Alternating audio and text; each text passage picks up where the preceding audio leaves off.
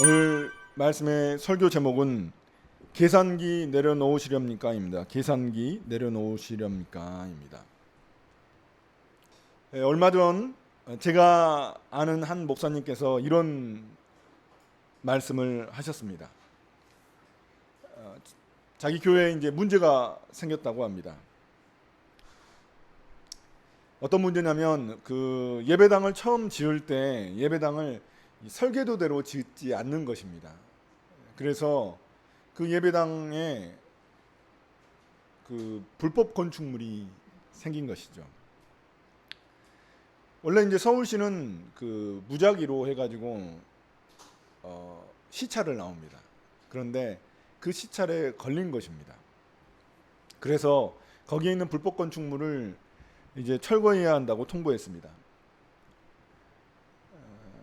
이게 두 번째라고 그럽니다. 예전에 한번 그런 적이 있고 또 이번에 또 두 번째인데, 그래서 교회 안에서는 두 주장으로 갈라졌다고 합니다. 한쪽은 법대로 빨리 철거하자 쪽이었고, 다른 한쪽은 그냥 벌금만 내자라는 쪽이었습니다. 뭐 이런 상황이 뭐 제가 알고 있는, 여러분들 알고 있는 그런 대형 교회에도 있는 일입니다. 그럼 여러분이라면 어떻게 하시겠습니까? 교회에 어떤 중요한 또 부분을 차지하고 있는 그런 건축물인데 불법 건축물을 하니까 철거를 해야 될까요? 아니면 벌금을 내면서 쓰는 게 맞을까요? 놀랍게도 이 양쪽 주장 모두 사람들의 판단 기준은 같았습니다. 뭐냐면 비용이었습니다. 비용. 철거하면 얼마나 될까? 또는 벌금은 얼마일까? 사람들은 하나님의 말씀보다 계산과 이익이 먼저였습니다. 그래서 그 교회를 찾아왔던 그 구청 직원이 푸념을 냈다고 합니다. 서울시에서 이제 드론을 띄워가지고 불법 건축물들을 이렇게 관리를 하거든요. 관리를 하는데 걸리는 것 중에 교회가 그렇게 많다고 합니다. 그래서 불평을 했다고 합니다. 왜 이런 일들이 일어나는 것일까요? 교회조차 자신들의 편익과 비용을 기준으로 움직이기 때문에 그렇습니다. 뭐 교회뿐이겠습니까? 우리 개인들도 잘 생각해 보면 세상이 정한 그 법대로 살아가는 것이 살면 살수록 쉬운 일이 아니라는 것을 깨닫게 됩니다. 뭐 젊었을 때는 법에 뭐 이렇게 많이 걸쳐 있는 그런 영역이 별로 없습니다. 그런데 이제 살다 보면 여러 가지 면에서 이 법의 영역의 테두리에 이제 걸쳐 있는 그런 삶의 영역들이 많이 생깁니다. 그런 거 보면은 이 법대로 사는 게 참 쉽지 않다는 것을 느끼게 되죠. 불법은 아마 그리스도인들이 양심에 걸려서 잘 못할 겁니다. 그런데 편법은 많이 일어납니다. 뭐 이 정도야 뭐 괜찮겠지 하면서 자기 스스로를 쉽게 합리화합니다. 불법이 아니라고 생각하기 때문이죠. 그리고 그 기준의 중심에는 내 이익, 내 욕심이 자리 잡고 있습니다. 그럼 이렇게 불법과 편법이 난무하는 세상 속에서 우리 그리스도인들은 무엇을 기준으로 살아가야 할까요? 오늘 말씀이 이 부분에 대한, 이 질문에 대한 답을 제공하고 있다고 믿습니다. 오늘 말씀은 이 스가랴서에 나오는 8가지 환상 중에 6번째, 7번째 환상입니다. 8가지의 환상이 등장하는데 그 중에 6번째, 7번째입니다. 6번째 환상은 두루마리, 날아다니는 두루마리 환상이고 7번째는 뒤주 속의 여인 환상입니다. 뒤주라는 것은 이제 뒤에서 설명하겠습니다. 굉장히 우리에게는 익숙하지 않은 낯선 환상입니다. 우리가 영화에서도 보기 힘든 그런 환상인 것이죠. 그러나 그 당시 백성들에게는 이 환상의 메시지가 굉장히 강력한 메시지였을 것입니다. 왜 주님은 이런 이상한 괴상한 환상들을 스가랴에게 보여주셨을까요? 이 8가지 환상들을 통해 하나님이 무엇을 백성들에게 말씀하고 싶으신 것일까요? 먼저 우리는 이 스가랴가 쓰여졌던 그 당시의 상황, 그 배경을 알아야만 하겠습니다. 이스라엘 백성들은 이제 페르시아 왕 고레스 칙령으로 말미암아 감사하게도 예루살렘으로 돌아올 수 있었습니다. 그들이 처음 돌아올 때 얼마나 기대에 부풀어 있었겠습니까? 야, 이제 하나님의 그 징계의 기간이 끝났구나. 이제 우리는 그 예언자 이사야, 예레미야가 했던 그 예언대로 놀라운 그 회복의 환상, 그 성전이 회복되고 놀라운 일들이 일어나는 그 환상을 이제 현실로 볼 수 있게 되겠구나. 그 예언이 이제 실현되겠구나. 이런 꿈에 부풀어 있었을 것입니다. 하지만 그들이 돌아오자 현실은 달랐습니다. 현실은 너무나 냉혹했습니다.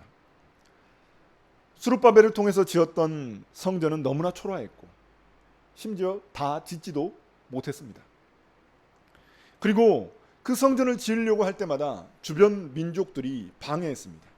성전을 짓지 못하도록 그렇게 회방을 놓았습니다. 심지어 그 땅에는 가뭄이 들고 또 백성들이 경제적인 어려움을 겪고 있었습니다. 이런 상황이라면 우리들이라면 어떻겠습니까? 뭔가 기대하고 돌아왔는데 현실은 너무나 냉혹하고 절망적이고 뭐가 되는 것도 아니고 삶은 어렵고 궁핍하고 어땠을까요? 이스라엘 백성들은 영적으로 굉장히 무기력에 빠지고 말았습니다. 왜냐하면 자신들의 기대와 너무나 다른 현실에 절망했기 때문입니다. 결국 짓고 있던 성전은 16년 동안 성전 건축이 멈추고야 말았습니다. 스룹바벨 성전이 제대로 지어지지 못한 것입니다. 그러나 예배는 드려야 되겠죠. 예배는 드렸지만 그 예배와 성전에서 하는 그 헌신은 형식적인 그런 절차로 남게 되었고, 왜냐하면 하나님께 기대하는 게 별로 없으니까요. 자신들이 생각했던 그 기간이 끝났다고 생각했는데 그게 아니었어요. 그래서 이제 현실적인 생각이 든 것이죠. 자기 집이나 잘 지어야 되겠다. 성전, 무슨 성전을 짓냐. 내 집이나 잘 지어야 되겠다 하고 자신의 집을 짓고 자신의 이익을 챙기는데 몰두했습니다. 그래서 하나님께서 이 환상, 8가지 환상을 이 스가랴에게 보여주신 것입니다. 그럼 왜 성전 건축이 그토록 중요한 일이었을까요? 여러분, 성전이란 게 말 그대로 따지면 거룩한 집입니다. 거룩한 집, 성전, 거룩한 장소, 이런 것입니다.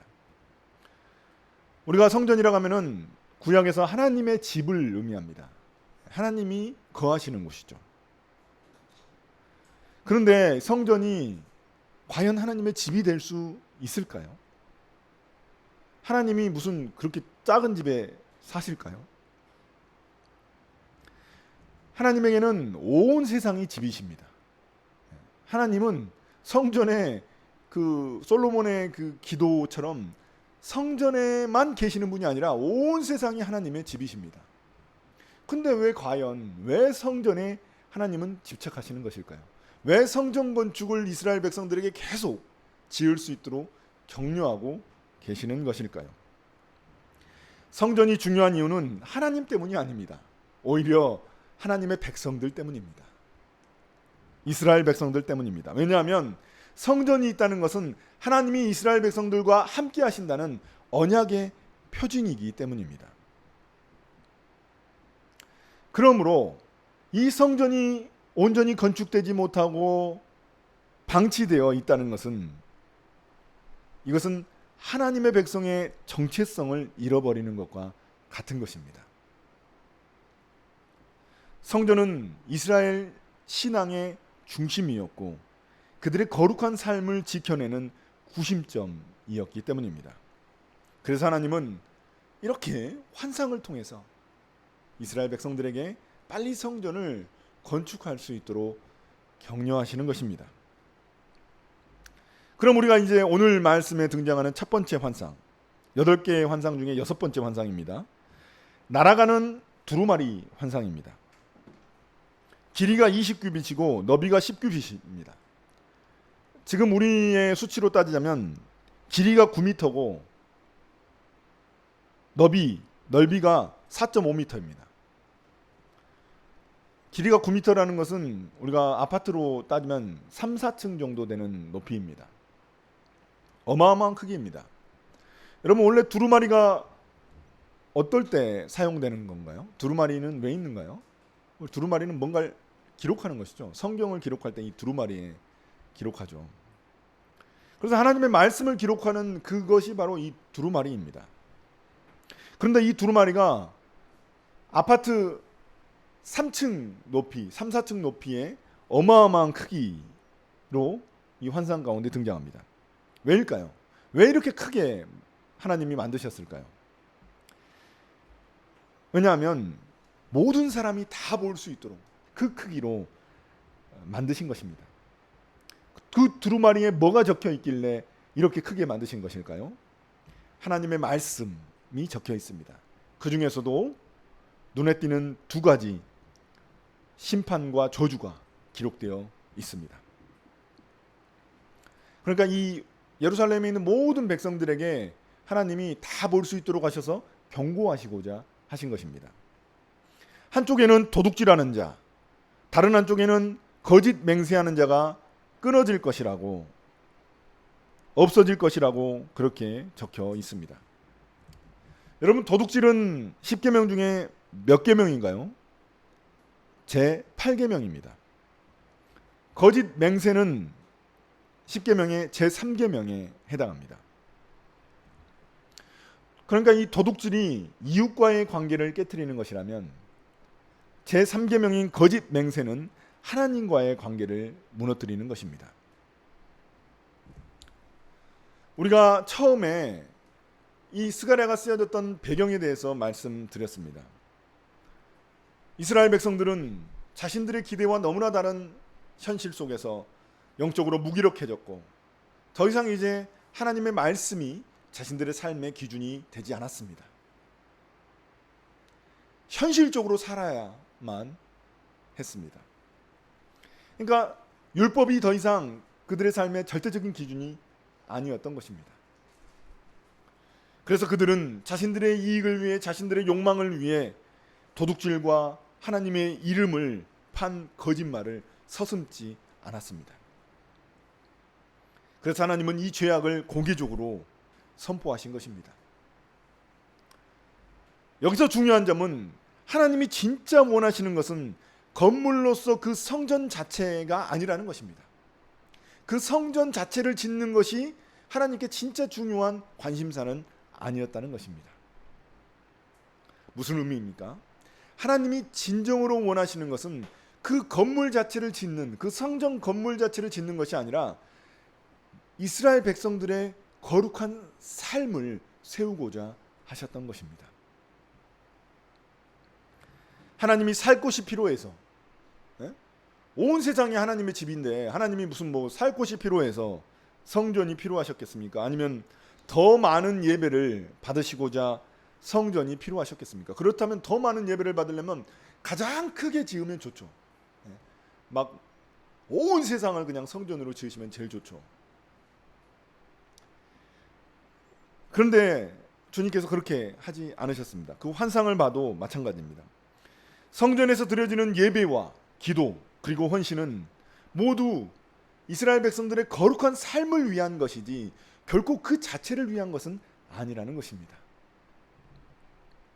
많은 분들이 우리가 거룩한 삶이라고 하면은 마치 더 예배 많이 드리고 더 기도 많이 하고 더 교회에서 헌신 많이 하고 말씀 더 많이 읽고 이런 걸로 생각합니다.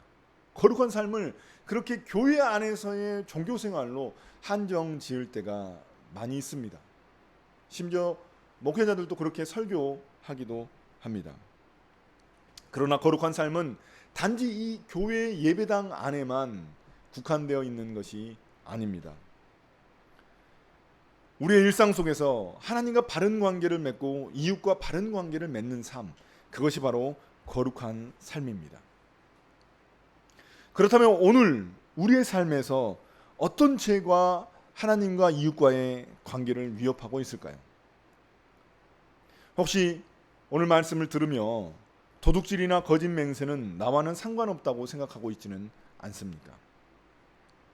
그러나 이 도둑질의 본질은 단순히 남의 물건을 훔치는 것이 아닙니다.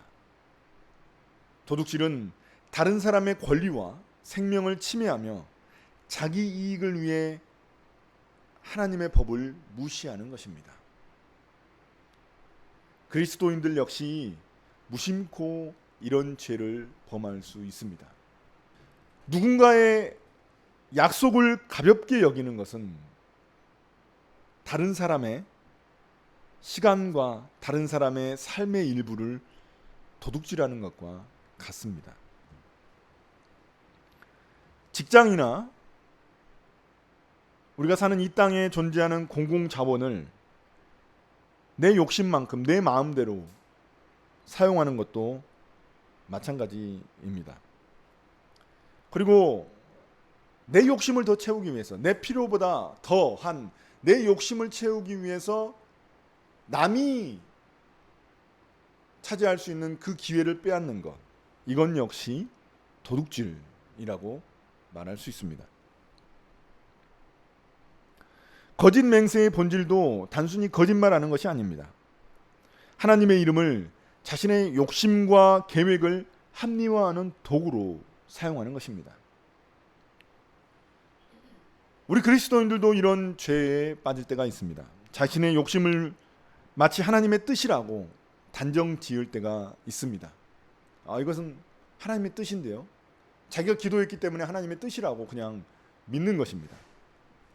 또는 기도를 하나님과의 거래로 여기는 사람들도 있습니다. 하나님, 제가 이렇게 할 테니까 하나님 저의 기도를 들어주세요. 제 욕심을 들어주세요. 제 욕망을 들어주세요. 이렇게 거래로 여기기도 합니다. 또는 자신의 잘못을 덮기 위해 이것을 마치 하나님의 시험이라고 그렇게 여기기도 합니다.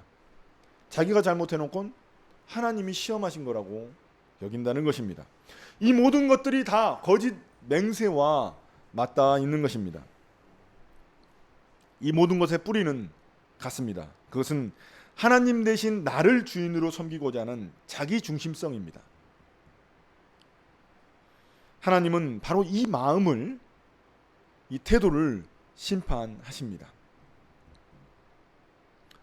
이렇게 여섯 번째 환상이 이스라엘 백성들의 죄를 드러내는 것이었다면, 일곱 번째 환상은 이들의 죄를 제거하시는 그런 환상입니다.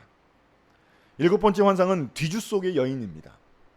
이 뒤주라는 것은 히브리어로 에바라고 하는데, 아마 그래서 이 개역개정에 에바라고 나왔을 텐데, 이 에바는 곡물을 저장하는 용기입니다. 작은 용기예요. 곡물을 저장하는. 근데 이 용기가 이 환상 속에서는 크기가 거대합니다. 한 여인이 들어갈 수 있을 정도입니다. 그러니까 우리로 따지면은 그 장독대 아시죠? 장독대. 장독대에 숨어본 적 있으십니까? 어렸을 때 이제 숨바꼭질하면 이제 장독대 속에 들어가 있는데, 그런 이 장독대만한 크기입니다. 원래는 에바 그 뒤주가 그 크기가 아니에요. 그 곡물 재는 그 정도의 크기인데 이걸 갖다가 완전 거대하게 만들어 놨습니다. 그리고 그 안에 곡식이 아니라, 곡물이 아니라 여인이 들어가 있습니다. 한 여인이. 굉장히 특이한 환상이죠. 왜 하나님은 이런 평범한 그런 도구를, 일상 도구를 환상에 등장시키셨을까요? 그 이유가 있습니다. 왜냐하면 하나님이 보시기에 이 예루살렘, 이 땅 가운데 있는 모든 사람들, 그들의 일상 속에 다 죄가 숨어 들어가 있었던 겁니다. 다 스며들어가 있었던 겁니다. 그들이 일상적으로 사용하는 그 에바, 그 뒤주, 그 용기 속에도, 그 용기도 마찬가지로 죄가 있는 것처럼 이 모든 일상에 죄가 너무나 만연해 있었던 것입니다. 그래가지고 이 사람들이, 이스라엘 백성들이 죄책감도 없어요. 심지어 이제 너무나 일상처럼 이제 스며들어 버렸어요, 죄가. 그래서 죄책감도 없고 그냥 완전히 죄가 일상이 돼버린 그런 상황이었다는 것입니다. 그래서 그들이 가장 자주 사용하는 곡물을 이렇게 담는 그 그릇을 가지고 환상을 보여주신 것입니다.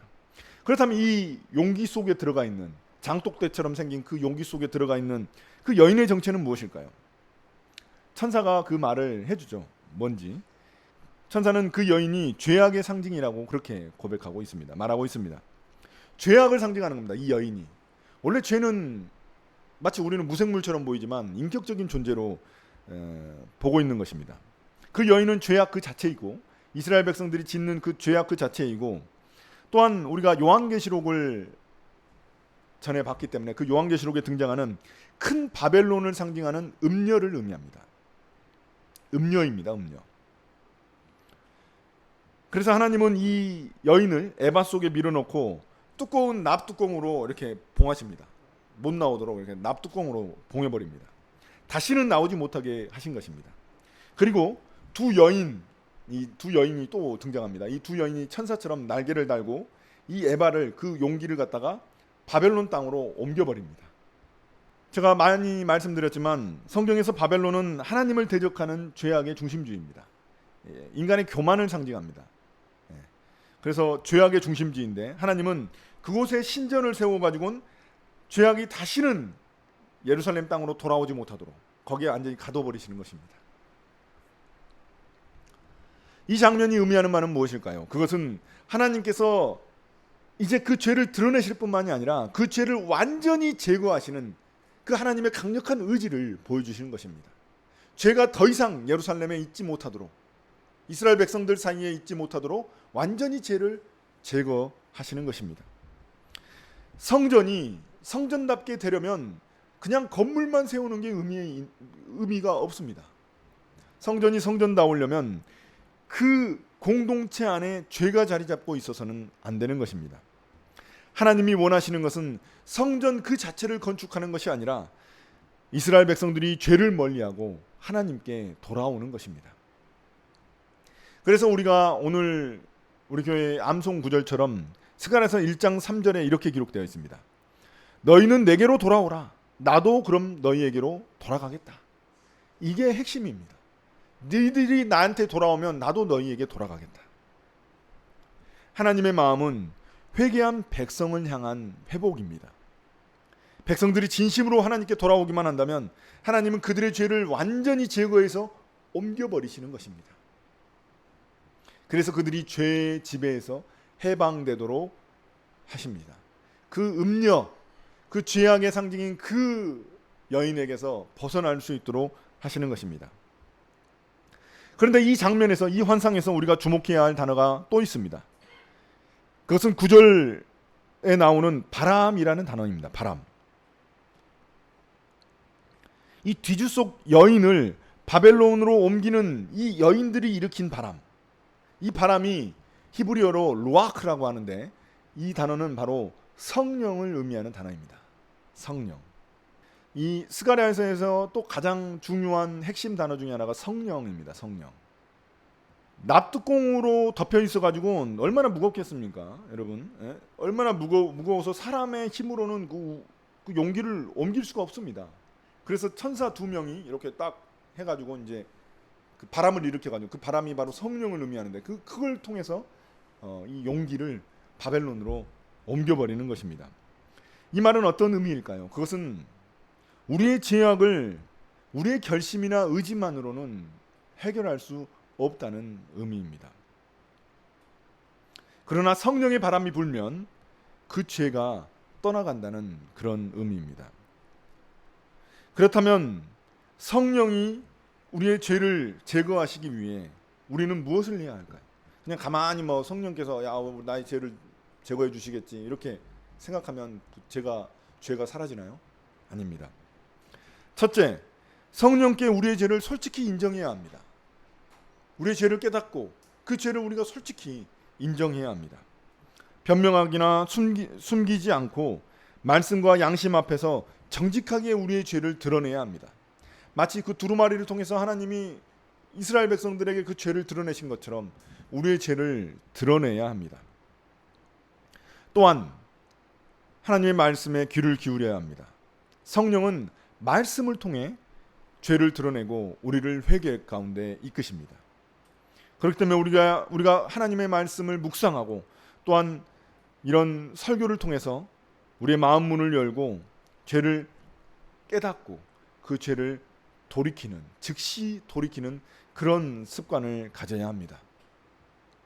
죄를 그냥 뒤로 밀어두고 그런 것이 아니라 내가 그 말씀을 들으면 그 말씀에 나의 마음을 돌이키고 우리의 삶을 돌이키고 즉시 돌이키는 그런 행동력이 필요합니다. 마지막으로 이 죄는 혼자서는 싸울 수가 없습니다. 성령은 교회를 통해 우리에게 권면과 도움을 주십니다.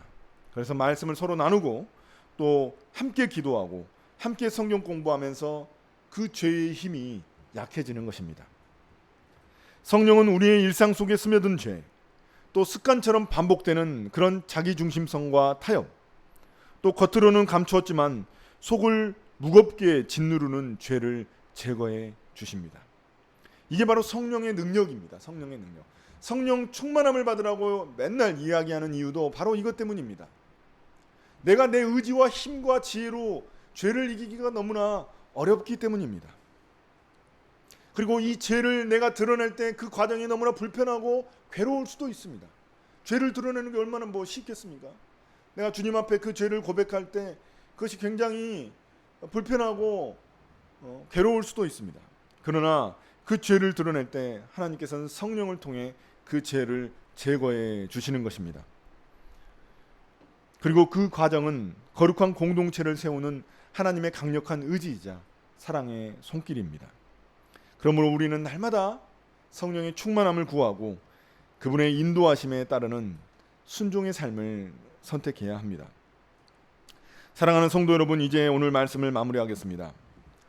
서론 부분에서 저는 한 교회의 불법 건축물 문제를 말씀드렸습니다.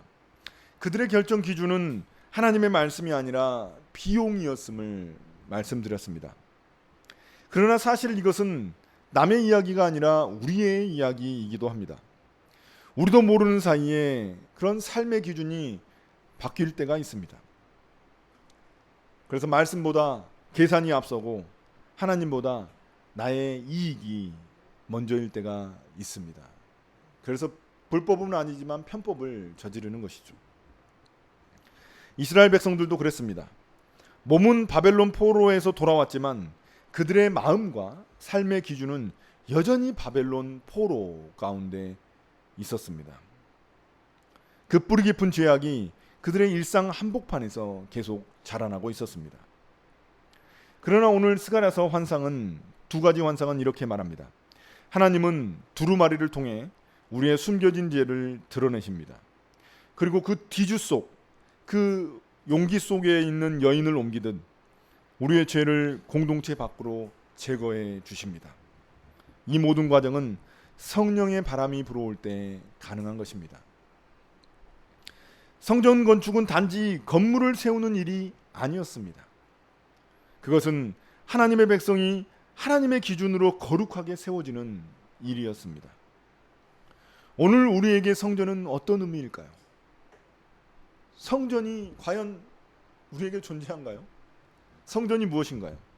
성전은 이제 더 이상 돌로 지은 장소가 아니라 하나님이 우리 안에 거하시니까 우리의 몸이 성전이고 우리 자신이 성전이고 또 이 몸이 모여있는 이곳 교회 공동체가 성전인 것입니다. 그러므로 우리의 삶과 공동체 안에서 죄를 깨닫고 회개하고 하나님께 돌아올 때 주님은 우리 안에 거룩한 참된 성전을 세워주십니다. 주님이 원하시는 것은 이 스가랴서에서 성전 건축인데 그 성전 건축이 결코 무슨 건물을 세우는 게 아니라는 것입니다. 이스라엘 백성들에게 그것은 거룩한 삶이었고 지금 우리에게는 우리의 몸, 우리의 거룩한 삶이고 또한 교회를 거룩하게 지켜나가는 것이라는 것입니다. 이것이 바로 하나님이 기뻐하시는 성전 건축임을 깨닫고 그 성전을 거룩하게 세워나가는 함께 걷는 교회 식구들이 다 되시기를 예수님의 이름으로 축복합니다.